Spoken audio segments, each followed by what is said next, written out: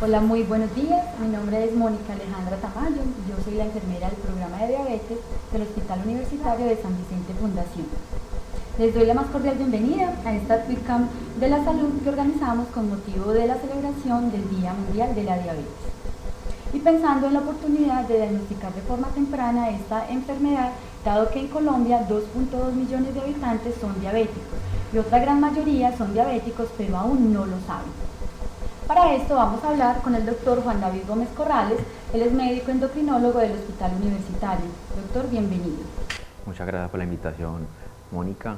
Muchas gracias al hospital por permitirme explicar a través de las ayudas tecnológicas y educar a los pacientes que tienen diabetes o que tienen familiares con diabetes o que tienen riesgo de sufrir diabetes, porque si uno es consciente de que tiene ese riesgo, lo puede evitar o al menos disminuirlo y así retrasar el diagnóstico, y si no retrasa el diagnóstico, retrasa las complicaciones. Es muy importante para mí utilizar esas herramientas, porque esas herramientas nos permiten llegar a muchas personas que de otra manera nunca podrían llegar a una consulta con endocrinología o con medicina interna. Entonces la idea es que hoy vamos a hablar sobre la diabetes, vamos a hablar cómo se diagnostica, hablar cómo se maneja, cómo se hace el tratamiento, y vamos a estar dispuestos para responder todas las preguntas y las inquietudes que todos los pacientes tienen y pueden escribirlo a través de la TwitCamp. Entonces la idea es que vamos a hablar de diabetes. ¿Qué es la diabetes? La primera pregunta. Vamos a hablar en términos muy sencillos, desde que una persona que no haya estudiado absolutamente nada pueda entender. Diabetes en sí significa, eso lo utilizaban una forma de definir una enfermedad, que los pacientes orinaban mucho. Lo que pasa es que lo que vamos a hablar hoy es diabetes mellitus. La palabra mellitus viene de la miel, o sea que es dulce, porque antes se definía que la gente tenía diabetes cuando orinaba mucho, y eso es uno de los síntomas de las personas que tienen diabetes, que orinan mucho. Se dice que es mellitus es porque esa orina, como tiene altas cantidades de azúcar, es dulce. Por eso es que se llama diabetes mellitus. Primero vamos a definir el nombre. ¿Qué es la diabetes? La diabetes, básicamente, la diabetes mellitus es una enfermedad en la cual el azúcar de la sangre está más elevado de lo normal, y al estar tan elevado ese azúcar, o sea la glicemia, cuando está más alta de lo normal, con el tiempo puede generar complicaciones en diferentes órganos. ¿Y cuáles son los órganos que se afectan en la diabetes? Básicamente son los ojos, porque se afecta a la retina, que es la parte del ojo que se encarga de captar la luz para uno poder ver bien. El otro órgano que se afecta mucho es los riñones. Por eso la diabetes es la principal causa de falla renal crónica en los países occidentales, y eso, acuérdense que la falla renal crónica es una enfermedad muy catastrófica, muy costosa para los servicios de salud, y es una enfermedad en la cual los pacientes a largo plazo van a requerir en algunas ocasiones diálisis. La otra complicación grande es que se dañan los nervios de los pies. Eso se llama neuropatía, y es una de las causas que hace que los pacientes puedan tener amputaciones de origen traumático. Eso quiere decir que la diabetes, es muy importante tener esto en cuenta, es la principal causa de amputaciones de origen no traumático en el mundo. Entonces le estaba diciendo que la diabetes es un problema en el cual el azúcar está alto, y cuando está alto por mucho tiempo daña diferentes órganos. ¿Cuál es el problema?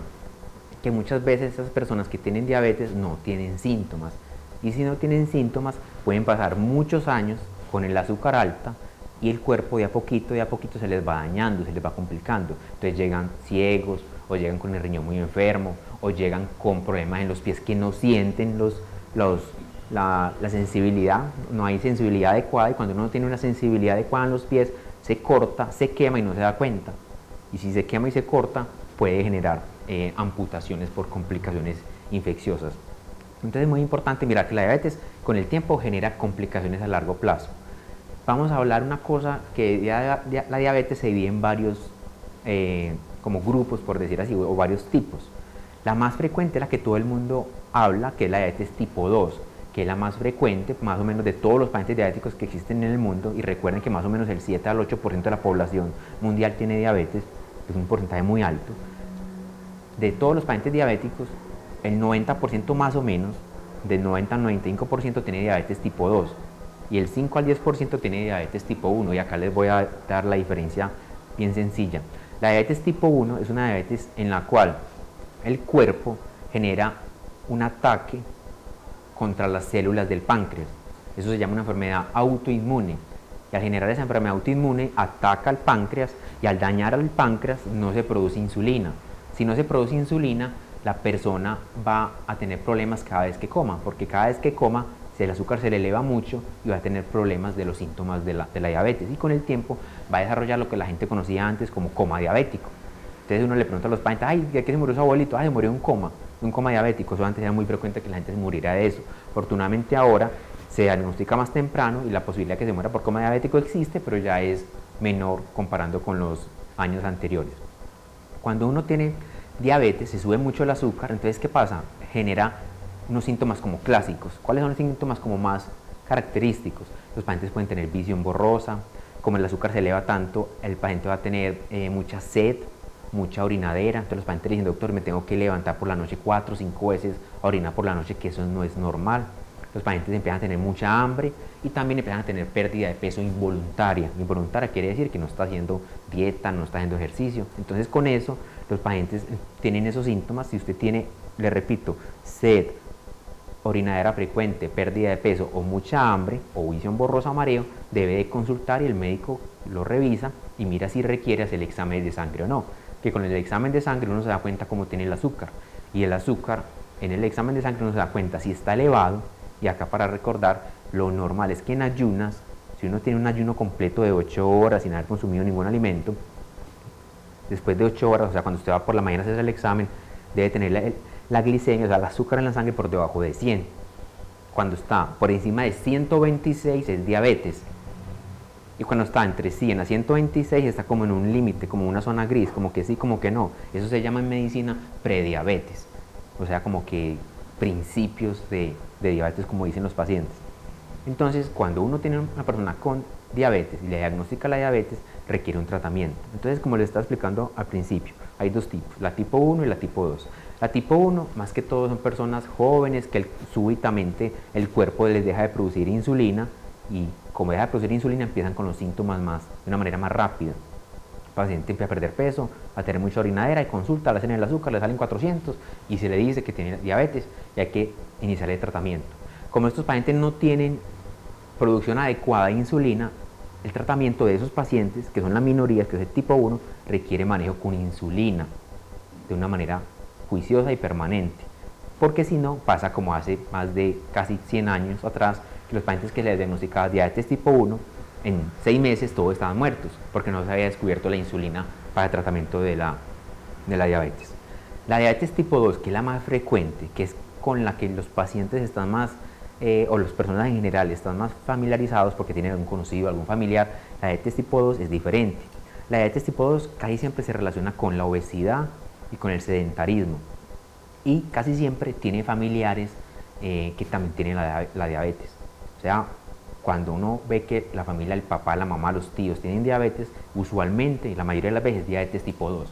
La diabetes tipo 1 en general no hay asociación, sí se encuentran en ocasiones, pero no es tan frecuente como la diabetes tipo 2. Entonces, cuando uno tiene diabetes tipo 2 en la familia, uno tiene que estar pendiente, porque usted solo por tener el papá, la mamá, hermanos, tíos o los abuelos con diabetes, usted ya le aumenta el riesgo de desarrollar diabetes en el futuro. Y el otro problema es que existe la obesidad. Cuando uno aumenta de peso, se aumenta el riesgo de desarrollar diabetes. Los años, entre más años tenga una persona, mayor riesgo de desarrollar diabetes tipo 2.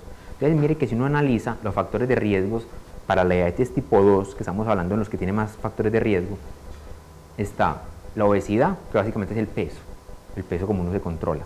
Y el otro es la edad.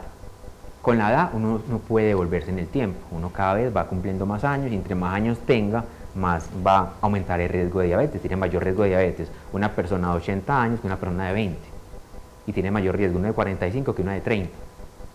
Pero el peso sí se puede modificar. Y recuerden que uno, después de los 30 años, el consumo de energía en reposo va bajando. Por eso es que uno, a medida que pasan los años, tiene solamente dos opciones: o disminuye la cantidad de calorías que consume diario, o incrementa el ejercicio que hace, porque si no, con el tiempo va a tener un aumento de peso lentamente. Y son los pacientes que le dicen, doctor, no, es que yo antes pesaba 60 kilos y ahora peso 85, y no lo aumentó en un año, eso cada año aumentaba 500 gramos de a poquitico, cada 2 años aumentaba 1 kilo y cuando menos pensó ya estaba con ese exceso de peso y es cuando mira uno la foto que ponen en el Facebook, las fotos viejas y uno dice, ay, pucha, man, cómo era de flaco y mira cómo está de gordo. Entonces la gente no se da cuenta de eso. Entonces el peso es muy importante monitorizarlo, pero es que es tan importante cuando uno vaya donde el médico que lo pesen y llevar un registro del peso, cómo se está comportando. Inclusive ahora con la tecnología nueva, en las aplicaciones usted puede mirar el peso y usted cada mes, cada 2 meses se pesa, anota el punto del peso y va mirando usted cómo se está manejando. Porque el peso, afortunadamente, es un factor de riesgo que es modificable. Si usted baja el 10% del peso, usted ya disminuye el riesgo de desarrollar diabetes y otras enfermedades. ¿Qué más es factor de riesgo para diabetes? El hecho de consumir alcohol. Las personas que toman alcohol tienen mayor riesgo de desarrollar diabetes. El fumar, el solo hecho de fumar aumenta el riesgo de diabetes. El estrés sube el azúcar, es importante manejar eso también. Y es muy importante acá aclarar una diferencia que genera un poquito de confusión. La diferencia entre actividad física y ejercicio. Yo siempre les pregunto a la gente y a mí las personas se enredan. Pero en el fondo todos tenemos como alguna como una razón de pronto como lógica. Actividad física básicamente es el número de pasos que uno da en la vida, en el día a día, cómo se gana uno la vida. No es lo mismo el número de pasos que da un campesino, un mensajero sin moto, un albañil, al número de pasos que da una persona que se gana la vida en un computador o en una oficina. La persona que mantiene sentado 8 horas no da casi pasos en 24 horas. La persona que tiene un trabajo material o que camina o tiene que movilizarse por alguna razón, camina más, da más pasos y el solo hecho de caminar más disminuye el riesgo de sobrepeso, obesidad y por eso diabetes. Ya que es muy importante tener claro que en medicina se ha tratado como de clasificar para entender los pacientes. En los pacientes sedentarios, ¿cómo se define una persona sedentaria? Básicamente es la persona que da menos de 5.000 pasos en 24 horas. Eso antes era más difícil, hace 10 años había que conseguir un aparatico que le contara a uno cuántos pasos daba. Afortunadamente ahora con los celulares nuevos, todos tienen aplicaciones gratis, en la mayoría, que le cuentan a uno los pasos. Entonces usted tiene el celular puesto y le va contando los pasos que usted va dando. Y usted ya por la noche se da cuenta cuánto le da. Y la aplicación le puede decir a uno cuántos pasos tiene en promedio semanal y todo eso. Es muy importante lo que el doctor Juan David nos está diciendo y podemos entonces decir que existen unos factores de riesgo que son modificables y otros que no son modificables. Entonces debemos actuar en esos factores de riesgo que podemos modificar. Estamos hablando de la actividad física, el ejercicio, estamos hablando de no consumir licor, no tabaco, la buena alimentación. ¿Cuál me falta, doctor? Ahí faltaría decir el de no endulzar, no echarle azúcar a los alimentos, a los jugos, no echarle azúcar a las bebidas y no tomar gaseosas. Ya tenemos entonces participación del público que nos acompaña en esta TICAM por la salud y nos pregunta @marcepalacio, ¿cuándo es recomendable consultar al médico por sospecha de diabetes? Bueno, esa pregunta es muy importante, eso depende. Depende, si tú tienes factores de riesgo como cuáles, tu familia, tu papá, tu mamá, tus hermanos tienen diabetes y tú tienes sobrepeso u obesidad, es importante consultar para que el médico te revise y mire si necesita examen de sangre. Pero es que es tan importante imagínese que el cuerpo es un carro. Uno lleva el carro periódicamente a que le hagan un chequeo de aceite, hay que echarle gasolina, hay que chequearle los frenos, un montón de cosas. El cuerpo también necesita lo mismo. Uno ir aunque sea una vez al año donde el médico para que le hagan un chequeo general, mira que la presión no se le empiece a subir, no se le empiece a tener alguna alteración. Porque si usted le diagnostica temprano, le mejora eso. ¿Qué se tiene claro? Que sobre todo después de los 45 años aumenta mucho el riesgo de diabetes. Entonces es importante mirar eso. Entonces uno en general mira cuántos años tiene la persona y mira todos los factores de riesgo que hay, que ya les mencioné. El peso, el fumar, el no hacer ejercicio. Ahí hay otros también, por ejemplo, que ya son más específicos, no tan frecuentes. Por ejemplo, la mujer que tuvo un bebé que fue macrosómico. Macrosómico es un bebé muy grande, que pesó más de 4.000 gramos, o sea, más de 4 kilos. Un niño muy grande, esa persona, solo por eso, tiene mayor riesgo de desarrollar diabetes en el futuro. Si la mujer tuvo en el embarazo una elevación del azúcar transitoria, eso también aumenta el riesgo de desarrollar diabetes. Entonces, en general, la respuesta es, depende de la persona en especial, mirar sus factores de riesgo, si tiene o no familiares con diabetes y si tiene un peso adecuado o no. Es muy importante aprender, esto ya es más enredadito, pero no importa, se los voy a explicar. Hay una cosa que se llama el índice de masa corporal, y el que no entienda, meta a Google y le explica. Usted coge el peso de lo que usted está pesando y se mide. Entonces tiene que poner el peso, eso es matemáticas. Se llama un índice de masa corporal que le dice a los médicos a uno para mirar si la persona se divide en 3 grupos. Si está en peso sano, si está en sobrepeso o si está en obesidad. Eso es como una fórmula, es un fraccionario. En el numerador se pone el peso en kilogramos y abajo, o sea, en el denominador se pone la talla de 1 al cuadrado. Pero tiene que tener claro que es en centímetros. Y eso le da a uno, cuánto le da a uno la relación. Pero vean, para que no se enreden con eso, simplemente se ponen en Google, calcular índice de masa corporal y ahí le sale una formulita para aplicar cuánto es el índice de masa corporal. ¿Para qué es eso importante? Porque hay 3 posibilidades. Ya les dije, peso sano, peso saludable, el sobrepeso o la obesidad. Cuando el índice de masa corporal da más de 30, es una persona que tiene obesidad. Cuando la persona tiene un índice de masa corporal entre 25 a 30, se llama sobrepeso. Y si está de 25 para abajo, se considera peso saludable. Entonces, con eso, ustedes no lo tienen que saber, simplemente van donde el médico lo pesa, lo talla, el médico en la calculadora hace calculito, hace la edición y se da cuenta cuánto le da. Pero si ustedes quieren saber en este momento si tienen sobrepeso o obesidad, simplemente pésese, mídase, pongan Google, calcular índice de masa corporal y ahí le dan los valores que les dio a ustedes y le dicen cuánto está, si están sobrepeso, si están en obesidad, inclusive hay aplicaciones que le dicen a uno cómo calcular el índice de masa corporal. Eso le ayudaría a uno mucho. Tenemos otra pregunta y @Catalina nos dice si la diabetes tiene cura o solo es tratamiento. Entonces, bueno, primero hay que saber si cuando se le sube el azúcar, hace un diagnóstico de diabetes. Hay que tener claro, hay personas que durante una hospitalización pueden hacer una elevación transitoria del azúcar. Eso puede pasar, como todo en la vida, hay cosas transitorias y cosas permanentes. Pero si a uno le encuentran el azúcar permanentemente elevado, se diagnostica diabetes.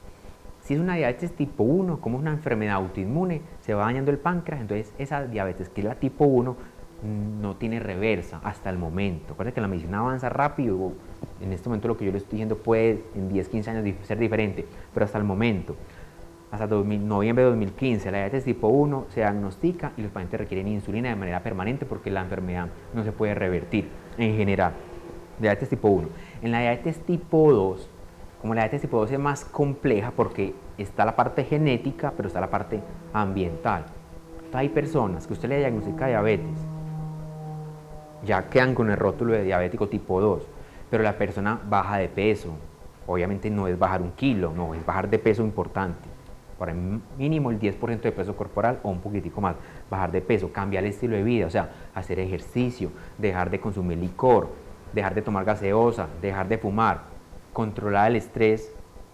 Hay personas, y uno lo ve todos los días, que cambian el estilo de vida y la diabetes se revierte y pueden vivir perfectamente sin complicaciones, sin necesidad de tomar medicamento ni ponerse insulina.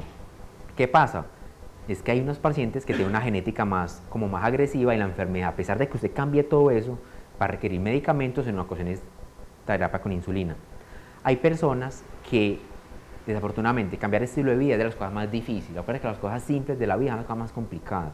Decirle a una persona que tiene que caminar por lo menos 10.000 pasos al día, porque él le está diciendo la actividad física la persona que da menos de 5.000 pasos es sedentaria, entre 5.000 a 10.000 son personas activas, y el que da más de 10.000 es una persona muy activa. Si usted da 10.000 pasos diarios, hace ejercicio y se aprende a comer con inteligencia y es disciplinado, parece que en diabetes lo más difícil es la disciplina. Los pacientes disciplinados se controlan más fácil que los indisciplinados, y eso suena a lo colegio, pero es la verdad, porque uno... La palabra está muy bonita, aprende a comer con inteligencia. Sí, eso es muy importante porque acuérdense que nosotros somos animales, entonces uno como come, como le enseñó el papá y la mamá. Y el papá y la mamá, ¿cómo le enseñaron? Como le enseñó el papá y la mamá de ellos. Pero fue así como a la berraca, pues, como dice uno. Pero si usted empieza a ir a mercar y a seleccionar los alimentos de una manera inteligente, y cuando usted va a servir el almuerzo, el desayuno, la comida, piensa, listo, yo voy a comer tantos carbohidratos, voy a comer tanto de proteína, tanto de grasa, porque la grasa se necesita. Y si uno empieza a utilizar eso de una manera inteligente, mejora mucho. Pero es que es tan importante asesorarse de personas que sepan de eso. Nutricionistas que tengan bastante experiencia en diabetes, médicos que les guste la diabetes, enfermeras que les guste la diabetes, y aprender. Eso, afortunadamente estamos en una época en este mundo que ya el conocimiento es más fácil de adquirir. En internet hay muchas páginas web, hay aplicaciones para diabéticos que le ayudan a uno mucho. Entonces, si uno es una persona diabética tipo 2, se le diagnostican tempranamente, pues no es lo mismo usted diagnosticar un paciente diabético tipo 2 que apenas le está empezando la enfermedad, a que cuando ya uno lo ve y el paciente ya 10, 15 años con la diabetes. Es mucho más fácil de revertir el paciente que apenas le está empezando. Entonces hay personas que se pueden curar de la diabetes. Y inclusive eso antes sonaba muy loco, decían no, eso es mentira, pero ya cuando se empezaron a dar cuenta que los pacientes que tenían obesidad mórbida, la obesidad mórbida es los que tienen una obesidad que tienen mucho peso y que para la talla, o sea, tienen un índice de masa corporal mayor de 40, esas personas tienen muchas complicaciones, se dieron cuenta que esas personas cuando los operaban, les hacían bypass gástrico, habían personas que estaban con insulina, con medicamentos, y al bajar de peso, lo que pasa es que bajaban mucho, o sea, bajar 40, 50, 60, 70 kilos, al bajar tanto de peso, un montón de pacientes que tenían diabetes se les curaba. Entonces ahí se pusieron a estudiar los médicos, vean, eso es verdad, si uno baja de peso, los pacientes se les cura la diabetes. Entonces la respuesta es, como siempre, depende, pero si el paciente es juicioso, disciplinado, come con inteligencia, hace ejercicio con inteligencia, es que es otra cosa, hacer ejercicio no como un loco y no con inteligencia, el paciente se puede curar de la diabetes tipo 2 y diagnostica tempranamente. Gracias, doctor. Tenemos una nueva pregunta. Davián y Urrego preguntan qué complicaciones y cuidados debe tener una mujer embarazada con diabetes tipo 1. Listo, muy buena pregunta. Las mujeres embarazadas con diabetes tipo 1 es importante, primero, inmediatamente que se dieron cuenta que están en embarazo, consultar al médico porque las metas de los exámenes de laboratorio en embarazo son diferentes a las metas que son una persona común y corriente. ¿Por qué? Porque el problema ya no es un problema, sino que son dos problemas. Como hay un bebecito adentro, hay que cuidar el azúcar bien para evitar las hipoglicemias, porque las hipoglicemias es cuando se baja el azúcar y no es solamente para la mamá, sino ya el bebecito va a empezar a sufrir eso. Entonces hay que empezar a evitar hipoglicemias y hay que empezar a evitar que en ayunas el azúcar esté muy alto y sobre todo después de las comidas. ¿Por qué? Porque si el azúcar está alto en las pacientes embarazadas, ¿qué va a pasar? Con el tiempo, cuando el bebé ya vaya a nacer, el bebé va a crecer mucho y va a tener mayor riesgo de que la paciente tenga un bebecito que sea macrosómico, o sea, un bebé más pesado de lo natural. ¿Y qué pasa si el bebé es más pesado y más grande, es más cabezón? Y si es más cabezón, no cabe por el canal del parto. Entonces aumenta el riesgo de complicaciones obstétricas, o sea, durante el parto. Doctor, @Sarita Palacio dicen que le escuchó decir ahorita acerca de los carbohidratos. Ella quiere saber qué son los carbohidratos. Bueno, eso es algo muy importante. Lo ideal es que todas las personas supieran qué es carbohidrato, pero la persona diabética tiene que saber más que una persona normal. Resulta que los alimentos se dividen en macro y micronutrientes.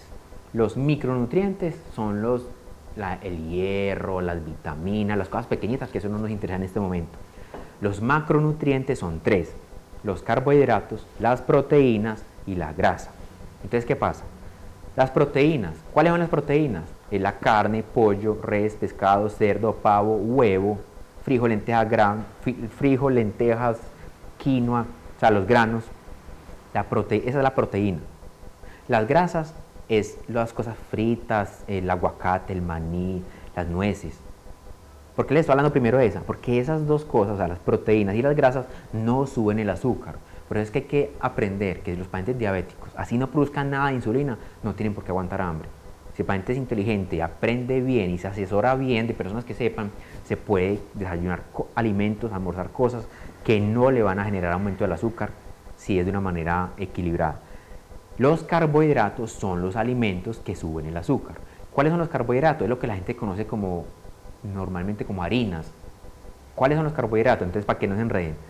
Primero, todo lo que venga del maíz. ¿Y qué viene el maíz? La arepa, todas las arepas, la blanca, la de chocolate, la de mote, la que quiera. La mazorca, los maicitos. ¿De qué más sale el maíz? Recuerden cuando uno va al supermercado a mirar el mecato, casi todo el mecato viene del maíz. Entonces del maíz hay muchos alimentos. Todo lo que estoy diciendo es carbohidrato. Entonces el maíz, eso sube el azúcar. Entonces dice, ay doctor, entonces no puedo comer carbohidratos. No, es mentira. El carbohidrato se tiene que comer porque el carbohidrato es el que da energía. Y si usted no tiene energía, empieza a marearse, maluquea, le da una hipoglicemia. Entonces uno tiene que comer carbohidratos, pero ya tiene que seleccionar exactamente cuántos carbohidratos debe consumir. Entonces está el maíz. Segundo, el arroz.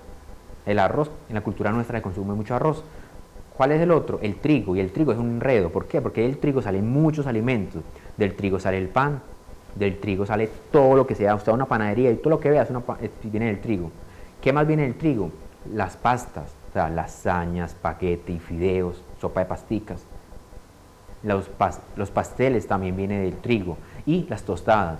Recuerden que la tostada es como un pan quemado, las tostadas vienen del trigo. Entonces tenemos ahí el maíz, tenemos las tostadas, o sea, el trigo, o sea, maíz, trigo, arroz. ¿Qué más? Los tubérculos, que son las raíces, o sea, papa, yuca, ñame, arracacha, que son carbohidratos que suben el azúcar. Y el plátano, la uyama, esos son carbohidratos. Entonces, la persona diabética tiene que ser consciente cuáles son los carbohidratos, porque dependiendo de los carbohidratos que vaya a consumir la persona, es la insulina que se debe poner, si es diabética tipo 1. Y cuando uno, por ejemplo, para una persona que quiere bajar de peso, si usted empieza a controlar carbohidratos, empieza a bajar de peso de una manera más fácil.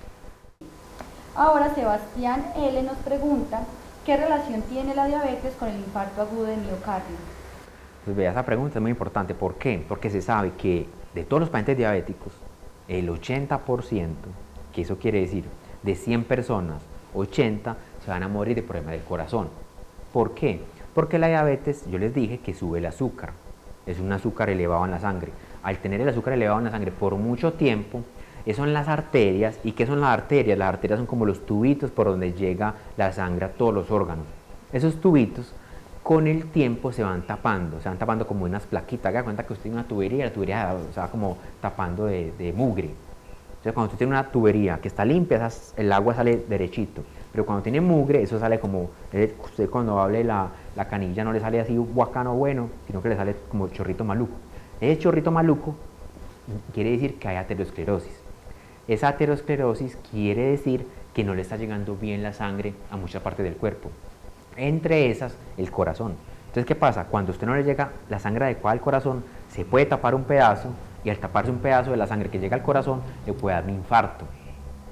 Y el infarto simplemente es que hay una parte del corazón que se muere y la persona entra en un riesgo alto que quede con una falla cardíaca o que en el momento agudo se pueda morir. Entonces, por eso es que es tan importante controlar el azúcar, y fuera del azúcar, los pacientes diabéticos tienen que controlar muy bien la presión arterial y controlar el colesterol para disminuir el riesgo de que las arterias del corazón, que se llaman arterias coronarias, no se vayan a tapar y no les vaya a dar un problema de un infarto. Entonces, es muy importante la pregunta que hicieron.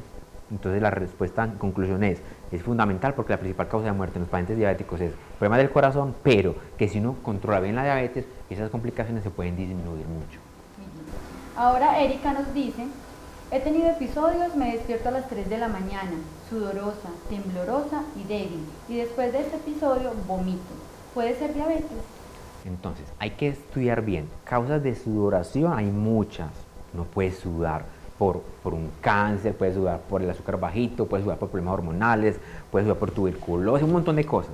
Pero cuando uno tiene diabetes, hay que tener claro una cosa que se llama la hipoglicemia. Acuérdense que en medicina todo lo que se llame hiper es alto. Y la palabra hipo, o sea, el prefijo hipo significa bajito. Entonces, cuando uno tiene hiperglicemia, simplemente es una palabra elegante para decir que tiene el azúcar alto en la sangre. Cuando uno dice hipoglicemia, es para decir que tiene el azúcar bajito. Cuando uno tiene una hipoglicemia, o sea, un azúcar bajito, uno en la noche o en el día puede generar muchos síntomas. Una hipoglicemia, ¿cómo da? Da mareo, da sudoración, da una sensación de desvanecimiento, o sea, como de falta de energía, se empieza a ver negro, y en el abdomen, o sea, en la boca del estómago, como llama uno, le da como una sensación muy fuerte de hambre. Los pacientes que tienen diabetes muchas veces pueden sentir hipoglicemia por los medicamentos, por la insulina, porque se pusieron la insulina y se los olvidó comer, o porque se equivocó. Acuérdense que todos somos humanos, todos nos podemos equivocar. Se tenía que poner, por decir algo, 5 unidades de insulina antes del desayuno, y se equivocó y puso 10 porque se elevó y se puso el doble. Entonces se le va a bajar más el azúcar de la cuenta, el paciente va a tener mareo, va a tener taquicardia, va a tener sudoración. Entonces, si esa paciente que me escribió tiene diabetes, es muy importante que se haga una glucometría a la hora que le está dando eso, para mirar si lo que tiene es una hipoglicemia.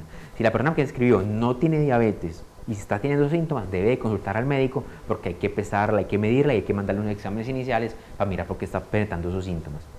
Muy bien. @Natalia Uribe nos dice, un sling gástrico es una cura eficiente para la diabetes. Entonces, mire, existe una cosa que se llama la cirugía bariátrica. La cirugía bariátrica simplemente es algunas cirugías que sirven para que la persona baje de peso. Entonces, cuando hay personas que tienen una obesidad grado 3 o una obesidad muy marcada que va a generar complicaciones, se pueden hacer dos tipos de cirugía. La cirugía bariátrica, la que se conoce común y corriente, y el slip gástrico. Slip viene como la palabra del inglés que significa manga, sinónimo de tubulización. El slip gástrico es que el cirujano especializado en eso coge el estómago y lo vuelve pequeñito, lo vuelve como un tubo, como un tubito. Entonces, ¿qué pasa? La persona ya no se puede llenar como se llenaba antes. Entonces, ¿qué pasa? Si usted se comía tales alimentos al desayuno, ya después de esa cirugía la persona no es capaz de comer esos alimentos, come menos. Entonces, al comer menos, come menos calorías. Y al consumir menos calorías, la persona va a bajar de peso. Si la persona con el slip gástrico baja el peso suficiente que se requiere, baja mucho de peso, y hay personas que con eso bajan de peso y uno le va quitando la insulina, o si toma medicamentos se los va disminuyendo. Entonces, si la persona es, por ejemplo, diabética tipo 1 o tipo 2, sobre todo la tipo 2, que es la que más asocia a los problemas de obesidad, está con insulina, le hicieron el slip gástrico, en ocasiones se le disminuye la dosis de insulina, algunas veces se puede suspender la insulina y quedar solamente con medicamentos, pero si la persona tiene medicamentos, en ocasiones usted le puede llegar a quitar el medicamento y la persona puede, entre comillas, curarse de la diabetes. ¿Qué es lo que pasa? Es que la palabra curarse es algo muy relativo, porque se controla. Pero por decir algo, lo operaron, bajó 20 kilos, le quitaron los medicamentos, entonces dice, se curó, bien, felicitaciones. Si el paciente sigue juicioso y con disciplina, el paciente va a seguir bien. Pero si el paciente al año empieza a fumar, a tomar, a engordarse otra vez se le sube el azúcar. Entonces, cuando uno dice curar, dice, sí, está bien, pero tiene que mantenerse. No es que se relaje, porque acuérdense que bajar de peso es muy difícil, pero subirlo en una semana de vacaciones usted ha engordado 3 kilos. Entonces usted tiene que tener cuenta que la diabetes es el presente, es el día a día. Y es como la montaña rusa. A veces uno está arriba, a veces está abajo, a veces está arriba. Uno tiene que mantenerse como bien. Porque a veces los pacientes llegan acá porque tienen, doctor, es que tengo el azúcar como un yoyo. Y eso uno tiene que tratar de controlar bien el azúcar. Es muy importante hablar de la parte emocional. Hay personas que están muy bien del azúcar, cuando menos piensa el azúcar se le descuadró y fue porque cambiaron de jefe, el jefe nuevo lo estresa más, porque están exámenes finales, porque lo echó o la echó el novio o la novia. Hay problemas emocionales que uno se da cuenta que suben el azúcar. Muy bien, doctor, muchas gracias a ustedes por seguir acompañándonos en esta WICAM por la salud que organiza el Hospital Universitario San Vicente Fundación. Ahora tenemos otra pregunta, nos dicen @sarisma. Cuando uno tiene diabetes, muchas veces le recomiendan ciertos medicamentos naturales. ¿Qué tan buenos son? Bueno, entonces lo más importante es saber que hay cosas naturales que le sirven a uno y cosas que no. El hecho de que diga natural no quiere decir que es bueno. Hay un chiste pues que siempre le dicen a uno, el tigre es natural, pero el tigre lo come a uno, el tigre con hambre lo come a uno. Entonces usted tiene que mirar lo que va a consumir, si es natural, si le funciona o no le funciona. Hay muchas cosas que pueden ayudar. Uno podría decir, si yo como más vegetales, estoy comiendo algo natural, y al comer vegetales, el solo hecho de comer vegetales, usted está disminuyendo el número de carbohidratos. Entonces eso ayuda. En este momento hay una fruta o un vegetal que está muy de moda, que se llama el famoso yacón. Y lo voy a adelantar porque eso siempre lo preguntan. Hasta ahora no hay evidencia científica que diga que eso funciona. Pero ¿qué pasa? El yacón tiene una cosa, es que tiene mucho contenido de agua. Entonces cuando uno come un alimento que tiene mucha agua, esa agua no tiene casi calorías, y ese alimento no tiene casi calorías, pero te va a dar llenura y saciedad. Entonces uno sí ve pacientes en la práctica diaria que tienen diabetes. Lo que pasa es que es muy complicado decir si funciona o no funciona. ¿Por qué? Porque el paciente deja de tomar aguardiente, empieza a hacer ejercicio, empieza a bajar el número de harinas y carbohidratos, lo que les explico ahorita, y empieza a comer, por ejemplo, vegetales, y ahí está el famoso yacón. Al comer yacón, la persona está comiendo yacón, sí, pero es porque dejó de comer otra cosa, y esa cosa que dejó de comer le subía el azúcar. Entonces hasta ahora hay cosas naturales que sí pueden servir, pero siempre tiene que preguntarle mejor al médico. Y un consejo, cuando uno va a tomar algo natural, debe preguntar si va a suspender el medicamento que está tomando recetado por el médico o no, porque hay un error grande, es que le dan lo natural y suspenden el otro, y eso es un peligro para muchas enfermedades. Entonces siempre asesórese bien. Muy bien, doctor. Ahora @Jorge Jaramillo 12 nos pregunta qué diferencia hay entre el tratamiento con ejercicio, con dieta, con medicamentos en la mujer gestante. Bueno, en la mujer gestante es muy importante una cosa. Cuando la mujer empieza el embarazo, hay unos cambios hormonales y se sabe que los pacientes en embarazo el azúcar se les eleva más que todo después de las comidas y sobre todo después del desayuno. Entonces uno se da cuenta que en ocasiones los pacientes se les sube más el azúcar. Por ejemplo, van a comer algo que suba el azúcar, por ejemplo un buñuelo o un pan, le sube más el azúcar al desayuno que al almuerzo o la comida. Entonces dice, doctor, ¿cómo es posible que yo comiendo la misma cantidad de alimento al desayuno me suba más? Es simplemente porque hay unas hormonas que hacen que eso te genere más elevación del azúcar. Entonces en la mujer gestante lo más importante es evitar la hipoglicemia. Y el otro es que la mujer gestante también se divide en dos. Los pacientes que ya tenían diagnóstico de diabetes antes o el diagnóstico de las mujeres de que apenas se le hizo el diagnóstico reciente. Y obviamente, si la paciente tiene diabetes tipo 1 o diabetes tipo 2. La gran mayoría de las mujeres que están en embarazo y que generan diabetes durante el embarazo desarrollan como una especie de diabetes tipo 2. Inclusive, acuérdense que todo en la vida se puede complicar. Ya les dije que la diabetes se divide en tipo 1 y tipo 2. Pero para que sepan que cuando uno mira clasificaciones, hay una que le llaman como tipo 3, que es la causa de causas secundarias. Por ejemplo, la persona que le dio un cáncer de páncreas, se lo tuvieron que sacar para que no se muriera y ya no tiene páncreas, entonces necesita insulina. Ese es un tipo de diabetes.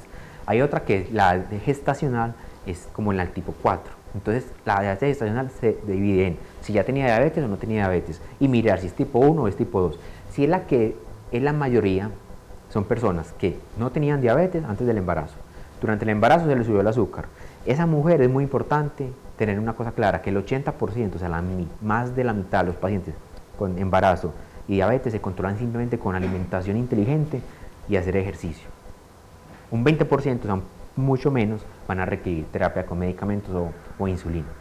Muy bien, doctor, síganos por favor acompañándonos y tenemos una nueva pregunta donde nos dice @CarlosA12. ¿Qué dificultades puedo tener si soy diabético con mi vida sexual? Entonces, cuando uno le diagnostican diabetes, al inicio las arterias están bien. Acuérdense que las arterias hay varios tipos, las arterias grandes y las arterias pequeñitas. Entonces, las arterias grandes se llama como la macrocirculación, las arterias pequeñas son la microcirculación. Resulta que la irrigación del clítoris y del pene depende de las arterias pequeñitas. Entonces, cuando usted tiene las arterias normales, usted funciona común y corriente, como es usted, normal. Pero con el tiempo, si la persona no se controla bien del azúcar, del colesterol y de la presión, con el tiempo, cuando ya más de 10, 15 años, puede tener problemas de circulación en el pene y en el clítoris. Entonces se sabe que inclusive muchos años antes de que la persona le dé problemas del infarto, del corazón y todas esas cosas, van a tener problemas de disfunción eréctil en los hombres. Entonces los pacientes van a tener dificultad para la erección, ya la erección no va a ser tan potente, no va a poder penetrar bien la vagina de la mujer y los pacientes van a tener dificultades. Inclusive ya recientemente se está estudiando también la mujer. En el clítoris se sabe que las mujeres cuando llevan mucho tiempo con problemas de arteriosclerosis por la diabetes, el clítoris ya no se irriga tanto y como no se irriga tanto van a tener problemas también para la erección del clítoris. Entonces es muy importante.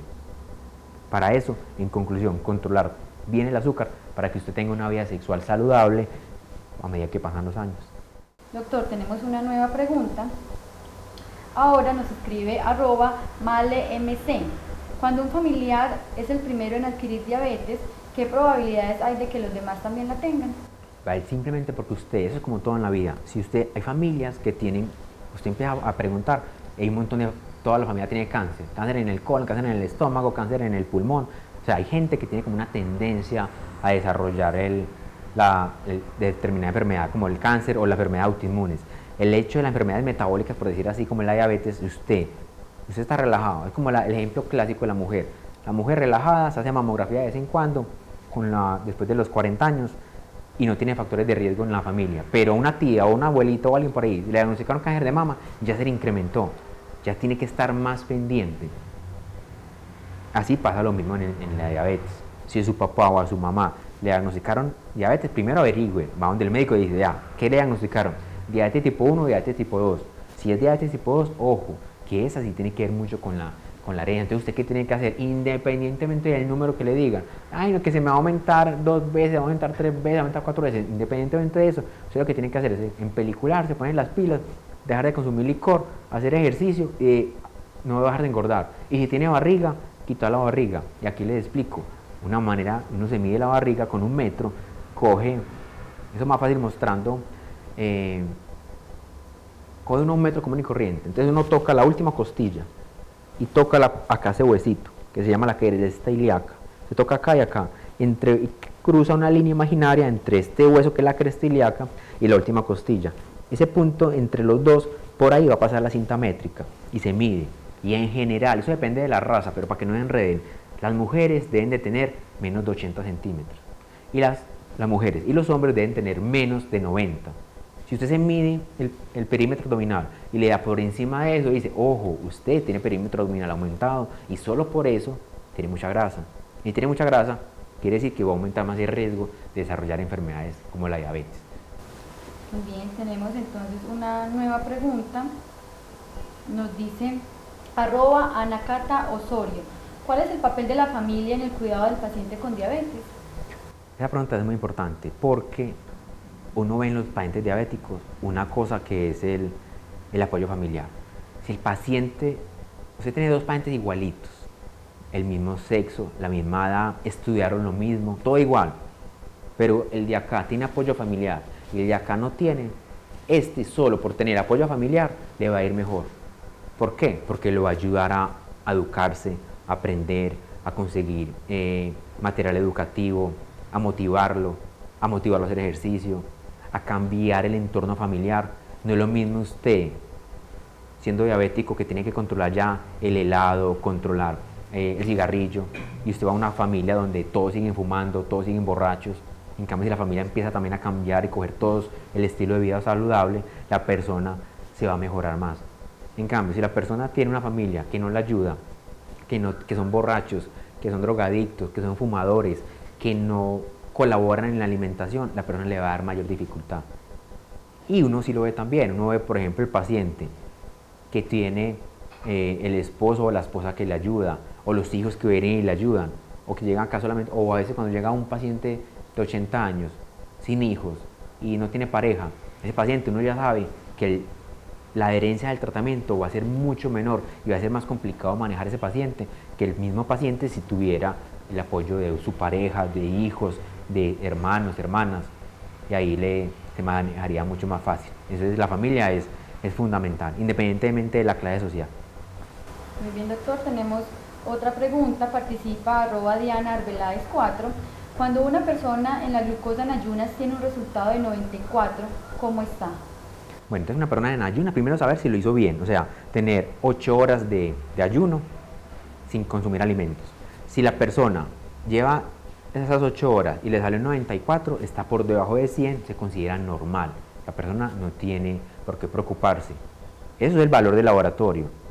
Ya mira uno después el peso y el índice de masa corporal. Si está en peso saludable, va muy bien. Una persona sana, con el peso saludable y con ese valor de azúcar está bien. Pero si tiene ese valor con sobrepeso y obesidad, ojo, hay que empezar a bajar de peso y tratar de mirar la actividad física. Pero en general, 94 está bien, no se estresen, no se preocupe, siga bebiendo rico. Muy bien, ahora @Lorena25 nos dice que ella ha escuchado acerca del tratamiento con bomba para la diabetes. ¿Qué sabemos de eso? Entonces, hay unos pacientes que son muy difíciles de manejar. Ahí están los diabéticos tipo 1 y diabéticos tipo 2. De los pacientes tipo 1, la mayoría se controlan con la insulina de terapia intensiva. ¿Qué significa insulina de terapia intensiva? Es que hay que poner una insulina que cubra el ayuno, que se llama la insulina basal. Y hay una insulina que se llama preprandial, que es insulina antes de las comidas. O sea, antes del desayuno se pone una insulina, antes del almuerzo otra dosis y por la noche otra. Entonces hay personas que con eso se controlan y les va lo más de bien, no hay ningún problema. Y acá les hago énfasis en algo. El examen más importante para los diabéticos se llama hemoglobina glicada, también se conoce como hemoglobina glicosilada, que en el laboratorio ustedes van a encontrar que se escribe es HbA mayúscula 1C, HbA1C, eso se llama hemoglobina glicada o hemoglobina glicosilada. Uno dice que está bien controlado el paciente si está menor de 7 en general. Hay ocasiones que uno puede tolerar 7,5 u 8%. Y con eso uno dice cómo estuvo los últimos 3 meses el paciente controlado. Entonces, ¿qué pasa? Hay personas que a pesar del tratamiento, de estar en manejo juicioso con los médicos, con nutricionistas, con enfermería, no se logran controlar y tienen mucha variabilidad. Variabilidad es que un día están en 400, al momentico están en 30, son como un yo-yo. Los pacientes son muy difíciles de manejar. Entonces hay personas que se benefician de bomba de insulina. La bomba de insulina es que, afortunadamente, es una tecnología que es como una especie de Viper que suministra insulina de una manera continua. Y la persona lo que tiene que hacer es, tiene que hacer muchas glucometrías, no es como la gente cree que es simplemente que, no, ya tengo bomba de insulina, entonces no me hago glucometrías, no, por el contrario, probablemente va a necesitar más glucometrías, porque el paciente tiene que aprender una cosa muy importante en los pacientes diabéticos tipo 1, que es el conteo de carbohidratos. Es otra charla, no es una hora para hablar de conteo de carbohidratos. La persona que tiene bomba de insulina se controla mucho más fácil para manejar la diabetes tipo 1. En los diabéticos tipo 2, en algunos pacientes, pero la idea es que sepan, la diabetes tipo 1 o tipo 2 se puede beneficiar de bomba de insulina. Es una tecnología buena que no es para todos los pacientes, es para un grupo muy selecto de pacientes que se benefician, que lo requieren. Por ejemplo, hay pacientes tan impresionantes como este, que tienen una glucometría en 30, o sea, súper bajita, y el paciente no se da cuenta, no siente nada. Y cuando menos piensa, están convulsionando. Los pacientes tienen una hipoglicemia inadvertida. Esos pacientes son los que más se benefician de bomba de insulina, y hay otras razones para poner bomba de insulina. Para que sepan que ya en Medellín, en Colombia, se cuenta con esa tecnología. Hay que seleccionar muy bien al paciente para mirar si es candidato o no. Bien, doctor, vamos finalizando entonces con nuestra TWICAM de la salud y vamos a responder la última pregunta. Davián Riurrego pregunta: soy diabética tipo 1 hace 17 años y me quiero hacer un tatuaje. ¿Qué consecuencias puede tener? Entonces, vea, en general con los tatuajes, eso está muy de moda por todos los deportistas que están, eso es como un boom que hay en este momento. Primero, se va a poner el tatuaje que no se va a arrepentir en 20 años. Cuando se va a poner el tatuaje, mirar, porque eso pasa mucho, que si se lo hace que lo haga bonito. Cuando se va a poner el tatuaje, la idea es que tenga el azúcar controlada, ¿cierto? Y hacerlo en un sitio seguro, que no le vaya a pegar una hepatitis C bobamente, que una hepatitis C es una catástrofe y le da una cirrosis y se le daña la vida, pero desde el punto de vista de la diabetes, si está controlado, no habría problema. Muy bien, doctor, entonces vamos concluyendo y recordemos que cuando empezamos dijimos que hay una gran cantidad de personas que tienen diabetes pero que aún no lo saben. Digamos entonces cómo podemos sospechar que tenemos diabetes y qué debemos hacer. Entonces, vea, si usted es un paciente que no hace ejercicio, vea, primero, no hace actividad física, o sea, no camina más de 10.000 pasos diarios, les pongo la tarea, los que tengan celulares, la mayoría tienen celulares, busque la aplicación, cuente pasos, mire, usted no va a más de 5.000 pasos, ojo, tiene riesgo de desarrollar diabetes por caminar menos. Lo otro es el ejercicio. ¿Cómo se da cuenta si uno hace ejercicio? No, simplemente se acabó la semana, mire para atrás, los últimos 7 días. Si hizo menos de 150 minutos a la semana, usted es sedentario. Si usted hizo entre 150 a 300, es activo. Y si hizo más de 300 minutos a la semana, es muy activo. Ojalá todos fuéramos muy activos. Si usted está con menos de 150 minutos a la semana, grave, ojo, ponga de las pilas, porque si no, va a aumentar el riesgo de obesidad y diabetes. Si usted tiene en general familiar con diabetes, usted tiene sobrepeso o obesidad, fuma, toma licor, consulte para que le hagan chequeo del azúcar, y si tiene barriga también. Muy bien, recuerden por favor que usted y su familia son muy importantes para nuestro hospital.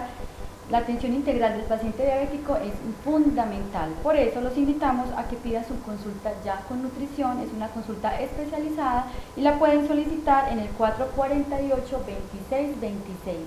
448-2626.